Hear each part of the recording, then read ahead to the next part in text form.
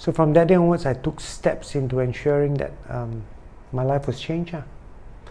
But one thing was, although I had the motivation to change, I lacked the strength to do so. Because I've tried so many times in so many years to quit drugs on my own, I failed each and every time. So during then, I did the only thing that I felt worked, and that was to rededicate my life back to God. So, motivation, my daughter; my strength to change, my faith.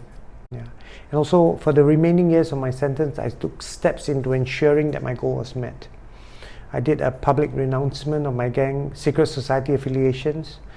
I took part in family bonding courses, and I signed up for causes that I feel would benefit me after my release. For example, what kind of causes? Toastmasters.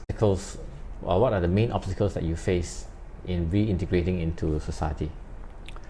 Needless to say that one of the obstacles that I face is about society's acceptance of us, of us being an ex-offender. They do have their fears and their apprehensions. Honestly, I do not blame them, because I have to see my own track record, right? But that in a way has motivated me to do even better, to try even harder, all right? If not to prove to themselves, then to prove to me that I can change, that I can be a better person, regardless of what you say or what you think. So currently I'm working in a cafe called The Living Well. We are located in Tan Tock Seng Hospital, and I'm their brand ambassador. When I'm not out speaking over there, then I'm the barrister also. Okay. Where did you learn how to be a barrister? I was sent for a barrister's course by my cafe. So that vocational skill really helped me a lot. Because to be honest, my educational level is not high. Government school, secondary 2. So you think about it, with secondary 2 educational level, with a whole list of offences, with like how many years behind bars, what are the opportunities and the jobs that are available to me on the outside? Very minimal. How did you come across this job? Surprisingly, someone from my church actually had this idea of starting a business so that he could help employ more ex-offenders, So during then, I was jobless. He offered me the job. I said, give me some time to think about it, and after a while, I sort of accepted it. Okay.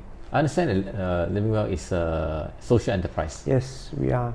So this cafe was started for the purpose of employing people like me, ex-offenders, and not only myself, but people who are marginalized, whom society feels very difficult lah. Okay. End of the day, a business will always be a business. But what I'm very glad and happy is that my boss does not look at the profit level. I mean, when anyone invests money in a business, the first thing they ask would be, what are my returns? But not my boss. All right. She's more worried, or she's more concerned about how is this cafe going to benefit others?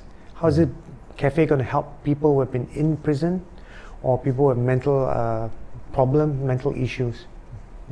So as such, the way we do things are very different from businesses on the outside. We care about the individual more.